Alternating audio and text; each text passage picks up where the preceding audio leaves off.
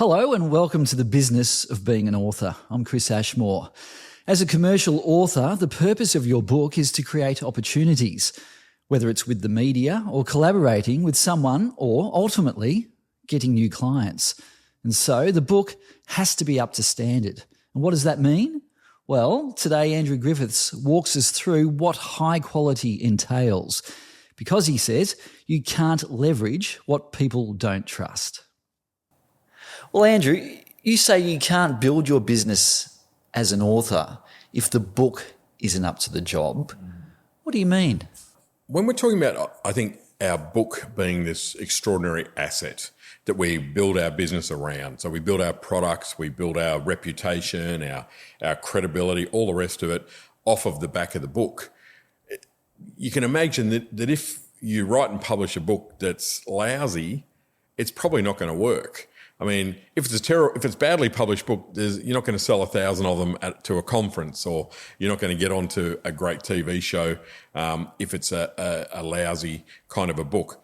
So I think I always say you've got to write and publish a world-class book, and that's a fairly big statement to kind of say. But I guess you've got to break it down into like where do authors go wrong. I think when, what makes a book lousy? Because it's a terrible judgment call of mine. But I think that sometimes the way that I would say a book that's going to struggle to be up to the job that you want it to do when you want to build a business as an author is perhaps the book is not as researched as it could be. I mean, I don't mean you have to do a PhD thesis, but these days, you've got to have something that's worth saying. You've got to have something that's different. I was talking to a CEO of a big publishing company a little while ago, and we're talking about leadership books. And he said, oh, God, the world needs another leadership book like it needs another Saddam Hussein, because there's so many leadership books. And he said, the only way you can write a great leadership book now, it has to be different. It has to be significant. It has to be relevant for the times, all that kind of stuff. So I think we've got to start and say, well, if I'm going to write a book, I have to have something that is significant and of value and different enough. If people can just do a ChatGPT search on the topic and there's your answer, or a Google search, or listen to a podcast episode and get that information, well, then you haven't got enough of an idea for the book. So a book needs to have enough substance behind the concept. What is the concept about? It needs to be a proven idea. You can't use your book to kind of, now I've got this great model now for achieving extraordinary stuff. I'll write it in a book and see how it goes. It needs to be out there, and it needs to, there's enough proof to turn around and go, yes, this is of value. I think this might sound a little bit kind of crazy, but it's got to be reasonably well written, but most importantly, it's got to be really well edited. I think that's the thing. If we start to read a book and it's poorly structured, doesn't flow very well, it hasn't had a great edit. An example I'll use there, I read a book recently, and the first 5 chapters, the first 55 pages were about why you need to read this book. And by then I just gave up. Because I've already got the book. I don't need 55 pages to compel me to read it. It was already done. That kind of stuff. And so, editing would pick that up. A good edit would pick that up. The other thing can be that sometimes a book that we might read, you would look at it and go, well, it's a therapy session. It's like the author has really just kind of tried to get everything out. But it's not about the author, it's about the reader. So we've got to be able to put ourselves in the shoes of our reader. So there's all of that concept and how it's all put together. Is it a good structure? Is there a model in there? These days, is there a great model for me to be able to use that I can take your idea and now use it? So the best books have a framework or a model to follow. So there's all of that kind of stuff that makes a book either good or not so good. But then when it's actually time to like publishing it, then it's, again, you've got to have the internal layout has to look like a professional book. The cover needs to look like it's a professional book. The print stock needs to feel like it's a professional book. And that's all part of the reader experience. Your credibility as an author is deeply tied into how the book looks and feels. And we all know what a book that's got like an embossed cover or a hardcover book feels more prestigious than a soft cover book. All of those kind of elements. So it's a lot more complicated than people actually realise. But I keep going back to that point that if I'm going to hand someone my book when I want to use it to grow my business, I'm going to put my hand on my heart and go, I am so ridiculously proud of this book that I know it's world class. You know, that's the best litmus test to say that this book is good. Mm-hmm. So when you say world class, that's what you mean, that it's one of the top books that you would ever see or feel. That's what you've got to aspire to, I think, you know, as an author. But for me, it's like it could sit on any bookshelf in any bookshop anywhere in the world. If you gave it to someone, they would be impressed with it. They would go, wow, you know, this looks... And that by that stage, they haven't read it, right? You know, so they got no idea what it is, but it feels and looks like it's a world-class book. And that's when initially we were talking about self-published books in the past generally being poor quality. Today, it's still a lot of self-published books that are poor quality because there's a lot of people getting into that industry that don't know what a quality book needs to look like. But it's getting easier to self-publish a world-class book. And really, if it's self-published or traditionally published, you shouldn't be able to tell any difference. They should be the same quality. That's what you should aspire to, I think. So what is it that authors tend to go wrong when it comes to publishing a world-class book? Yeah, I think again, it comes back to that they don't spend enough time planning the book and developing a strategy and, you know, testing the content. You know, is it unique enough? Doing enough research about other books in the same kind of category. I'm surprised how many authors don't do that. They can really, I think, not do enough work in the pre-stuff. So sit down and start mapping out a book and writing it, but they haven't really done their homework enough. And so most authors, again, you know, you think of like Robin Sharma, for example, very well-known author, doesn't just get up and write the book. He's spent 2 or 3 years thinking about it, working on it, taking notes. I'm working on 3 books at once that I've been working on for years in many respects, but you do that groundwork kind of a piece. So that's I think a really critical part. Then it's like, okay, well, now I've got to write it. And then I've got to make sure that I'm, you know, writing as well as I can, but also not, you know, it doesn't have to be perfect because you're going to work with a great team. If you're traditionally publishing, you'll work with a great team of editors and you know, interior designers and cover designers and all the rest of it. And if you're self-publishing, you should work with a great team as well that will help then guide you onto that, making sure that your book is going to be world class. So, but I think a lot of it is the intent of it as well, because I know that lousy covers are generally done by people that don't value creative design. That's my thing, internal layout. Badly published books are generally by people that don't think it doesn't matter if the font's 15-bit, you know, as opposed to what it should be. Because we all intuitively know what a good book feels like because we've all read books. We all pick it up. We know what it feels like. We look inside. We don't stop and go, is this a world-class book? But intuitively we can pick up a book and go, you know, our subconscious goes, yes, this is credible, as opposed to we pick it up and the pages fall out or it's, you know, it hasn't got a well-described intro or whatever it might be. We know that and our feeling for the author goes down. Like that book I was talking about before, 55 pages in and I'm still being convinced on why I should read this book. My thinking towards the author is, you know, the guy's got an inferiority complex. He's trying too hard to convince me to read the book when I've already bought it. You know, I put it down. Uh-huh. Would it be fair to say, and this might be a naive question, but the difference between self-publishing and a publisher is that the publisher would basically take care of all those elements, whereas the self-publisher really needs to be sort of in charge of, you know, the cover design, the editing, or finding other people to do it for them. Yeah, this is again what's changed a little bit. You're right. If you work with a traditional publisher, that's what they do. And they are good at, like, for me, working with Alan Unwin and Simon & Schuster, they have a team of editors, a team of designers. You know, they just, the thing they're really good at is making great books. So That's without a doubt important. But it's hard to get a publishing contract, and for a lot of people, it's not a reality. So they've got to self-publish, or they want to self-publish because they want to have control of the book and the end result. Because the traditional publishers also, they have final say on everything, and they will be less commercial than you might want to be.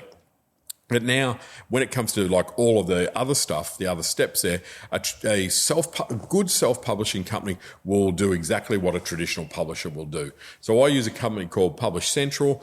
I send my manuscript to Michael and the team, and they look after the editing, the internal layout, the printing, the Amazon, the bookstore distribution. That they manage to do all of that stuff. So that's really a development in the last 5 or 10 years. Whereas before that, self-publishers, you'd self-publish. You'd have to find an editor, and then you'd have to find a designer. And now they're much more structured and they're much more cohesive. What if somebody has already written a book? How can they determine if it's up to the job? And that's a really interesting kind of a point. And that would be someone saying, okay, like, I've written a book, I've published a book, and I want it to help me to build my business. I want it to get me speaking jobs, or I want it to sell coaching or consulting or whatever it might be. And maybe I'm not quite getting the results. Like I'm pushing it out there, but I'm not getting people kind of wanting to buy me as a result of it. Or it might just be a cautionary tale, a bit about, well, if you are writing or publishing a book, how do you know that it's up to that world standard? And I think, again, it kind of comes back to a few things. So you've got your book in front of you, and you're kind of going, is it up to the task? I think that's a game where we've got to be able to put our hand on heart and go, right, is it really a world-class kind of cover? And look at other covers in that same category and go, well, would it sit on a shelf with the other top-selling books in that space? That's, that start piece. All of the things that I kind of spoke about at the beginning there about, is it really well edited? Have I really, did I use the cheapest editor I could find? I got a book sent to me the other day, and it was a terrible book. And the guy in the card said, I didn't use a professional editor because I didn't have time. And there was 12 typos in the first page. You don't build credibility in that way.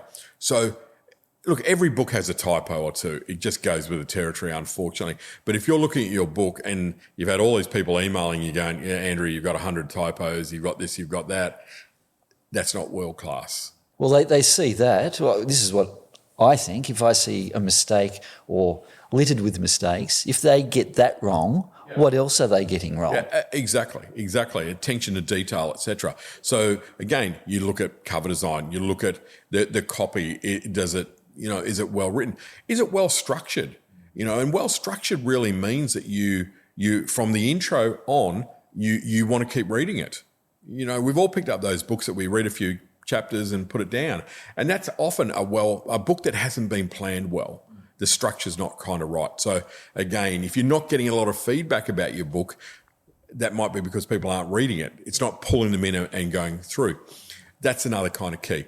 Look at the layout and go, well, I kind of, it's a bit flat. Nowadays, we like internal layout of books to be a bit more engaging and more graphics, not full colour and all that kind of stuff, but at least the design a bit area, shorter chapters, and shorter paragraphs, because we read in shorter blocks now. Is your book just page after page after page of copy that it's too hard for people to read? No subheadings? All of this stuff that now all of a sudden that's that. Is my book like that? There's no framework to follow. How are they going to transfer that knowledge? All of these things. The finish, is it too thin? Is it too thin that it actually feels like it's a brochure, not like a book? It's got to have thud value. What is, if it's 1,000 pages, I worked with a guy, he wanted me to help market his book. It was 1,000 pages. This book, it was literally a brick, and it was called The Origin of Genesis. And it was like, he sent me a copy of this book, and I'm going, oh, okay. And I learned a valuable lesson, Chris, that always read the last page first. And I've read this entire book, which was the hardest book I've ever read. And I finally get to the end of it, and it was like, oh my God. The last page was, this book is irrefutable proof that I am Noah and my wife is whatever Noah's wife's name was. And I've gone, oh my goodness me, if only I'd read the back page first, I would have been able to realise that this guy was a nut way back. So, I forget what the question was now. Well, it's about, so an author has already written the book and it's not what it should be. Yeah. Is there anything that they can do after?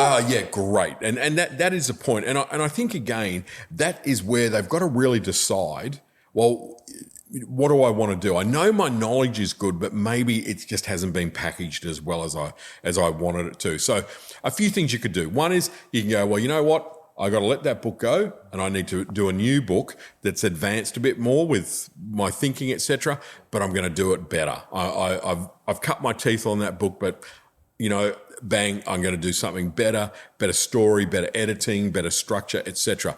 That might be an approach. I know it's an expensive way to do it, but that's an approach. The second thing might be to do like an updated edition, and that might be, I'm going to do version number 2. So the book is basically the same, but you might put a new cover on it. You might fix up the things that you kind of got wrong in the first edition, but without going to the extent of writing a whole new book, because the information is still of value. I work with a lovely author, and she wrote a book called Bitch Fight. Right. And it was about women being aggressive or not supportive of each other in the corporate environment, work environment, etc. And she had evolved since that came out, and that book got a bit of publicity, etc. And it was quite the title probably says it all. But she's a high-level executive coach, and so that book didn't really fit with her brand and where she was going, and she did a new version of that book with a much better kind of look and feel and title, and it worked so much better for her because it was more aligned with her brand. So she took the basic book, she's a therapist, a psychologist, and just put a little bit of new information in it, but basically kept the same book there, but made it more appropriate for her audience, much better cover, a title, all the rest of it. I thought that was a really clever approach to going, and hand on heart again, she went, this book just doesn't really fit with my image and brand and my message now. I want a more sophisticated message about how women treat women in the working environment. So there's always ways around it now that we can fix it, or try to, I guess, improve the book if we really hand on heart go, it's just not up to the job. Mm-hmm. Stupid question. Do you have to have very good, grammar and punctuation and all those sorts of things, or is that something that the editor irons out? You know what? It's like when I, wrote my first book and the publisher said your writing is terrible, but your content's great. It's much better that you're a great content person. You've got great stories, you've got unique knowledge, you've got perhaps models or frameworks that are easy to transfer knowledge and to show people.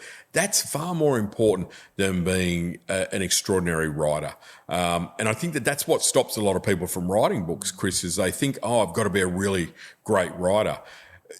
But the key is you've got to invest in a fantastic editor. So the objective is you get your first draft done and it's kind of at that level. Okay, then you work on that. When I'm working with a client, if I'm doing a coaching client, our first job is to get the first draft out. And it's messy, it's rough, it's full of mistakes, but it's the bare bones is there. Our job then is how do we make that first draft better? So we go through, what do we need to fix? What do we need to get rid of? What do we need to do more? We need more stories. We need illustrations. Bang. Then it goes, okay, let's do it again. Now it's ready to go to an editor. But rarely do we worry about grammar and spelling terribly much, because editors will do that. And a great editor, I say then, they're the ones that then take it to that next level, etc. And I've always said, I felt over the years that my editor's name should be on the front cover and mine should be on the back in little print. A great editor will do that, and they'll do the smart things in your book that you wouldn't think of. One really short but interesting example of that, when I wrote the book called The Me Myth, which was about my story in a personal development format, there was a chapter in there where I was talking about my sister, and she had a very hard life. She died young. She was sexually assaulted, and just a very difficult upbringing. And I was writing, I can't remember what the chapter reference was about, but I was sharing a bit of her story. And the editor came back to me and she said, Andrew, I felt in there that like Wendy's story went from here to here to here to here, and it's just so dark and so hard. Do we need to have all of that?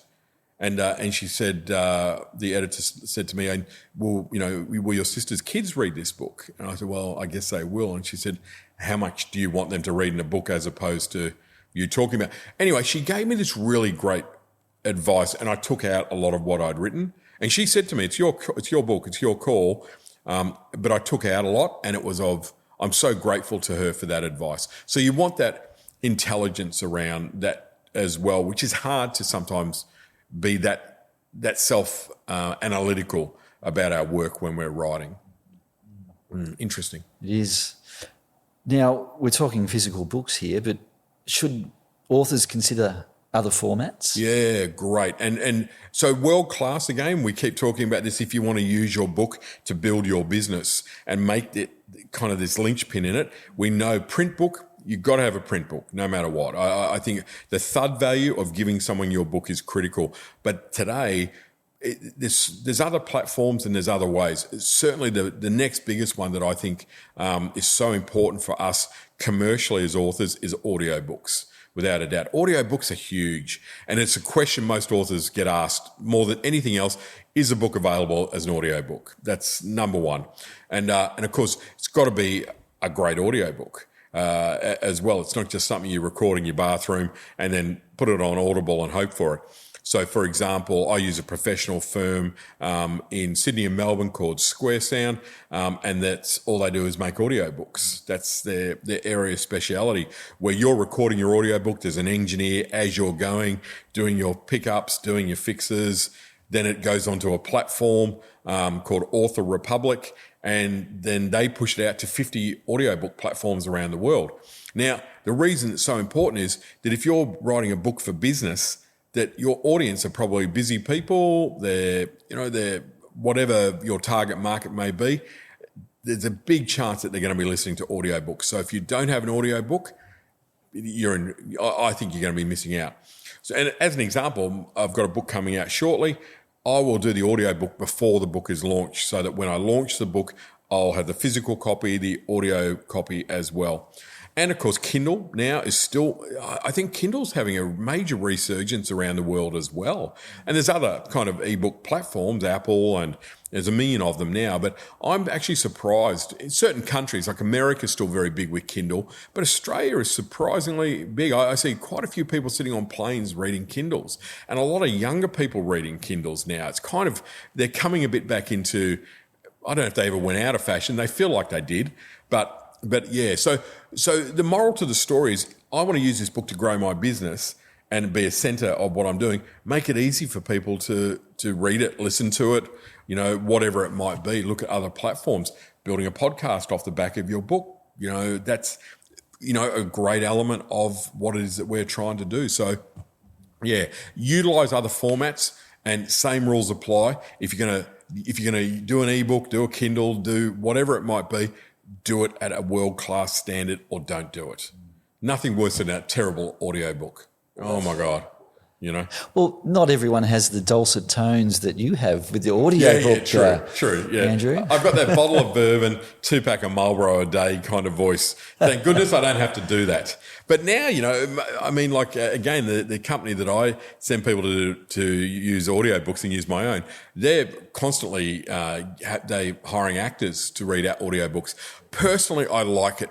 I like the author to read it for me, but some people, like Eckhart Tolle, anyone who's listened to Eckhart Tolle, he shouldn't read his own audiobooks. His stuff is amazing. I love it, incredible. But it's like, after 3 hours of Eckhart Tolle, you're kind of going, okay, I need Samuel L. Jackson to come in here and do the next chapter, or Morgan Freeman. That's right. Just stick to the writing. We've talked about a lot, and we've talked about world-class books. What is your thought process with planning a book so that it is world-class? I think that the important element there is to don't rush to write. Take your time, do your research. That's the critical kind of part of it. Like it was really interesting. I worked with a great author who's a new author, and Katja Forbes, and she's the front end of tech. She did a whole pile of interviews of leaders in her space before she wrote her book, and as she said, it was what she learnt from those interviews made her book like next level. And she could obviously use those interviews in the book as well, but that really helped to position the book. I mean, I think that you should say, well, who are the 5 top books that would be competing with me in that topic or whatever it might be? Buy them and read them. Do your homework. Really, really, the more work you do up front, the better your book will be. That's the best bit of advice I think that I can offer around that. Be slow to write, but don't do it before you've really kind of thought it through. And you've just got to really know what is going to make your book different. That key point now that we live in, and the answer to that is generally you are going to be what makes your book different. But that's the key, and that's again that upfront work, research. We spoke about the likes of Robin Sharma spending years researching. My last book that I wrote, Someone's Got to Be the Most Expensive, it may as well be you. Really that was percolating for 40 years. I had a lesson in business that was about, if you're going to be the cheapest, you're going to struggle in business forever if you survive at all. And I had that lesson at 18. I've had it in the back of my mind to write that book. I wrote it 4 or 5 years ago, and it's been the most successful book for me in so many different ways. But again, grounded in need and substance and all those kind of things that I think make a book world class. That term I throw around a lot, but that means a lot to me, that world class kind of piece. Well, before we go, your 3 takeaways. Number 1, you can't build a business around a book if the book is subpar. That's the bottom line. So as a minimum, we've got to be able to go, well, it's got to be world class in every single way, from research to edit to write to finish. You just got to be able to say, yep, hand on heart, this is an extraordinary kind of a book, I think, as well. You've got to be able to say that the book is different and define that differentiation really strongly. I think that comes back from the research, that comes back from everything. Remember that piece that we don't want to just add another leadership book to the conversation. We don't want to just have another marketing book. We don't want to have just another personal development book that's saying the same things. We've really got to kind of nail the differentiation piece. And I think that's probably what's missing more often than not. It's just another book on the same topic that's kind of not really going anywhere. And I think that if you've already published a book, you need to be able to go, right, hand on heart, is this up to the job or not? And I think I think you can look at a book. If I challenge someone on that, do you think your book is up to the task of building a business around it? Authors generally say, not really. They know what they haven't got right. And that's as simple as that. No one likes to hear it, but it's the reality. Mm-hmm. Thank you. Thanks, Chris. And that ends this episode of The Business of Being an Author with Andrew Griffiths. To learn more or to contact Andrew, please visit andrewgriffiths.com. Until next time, thanks for listening.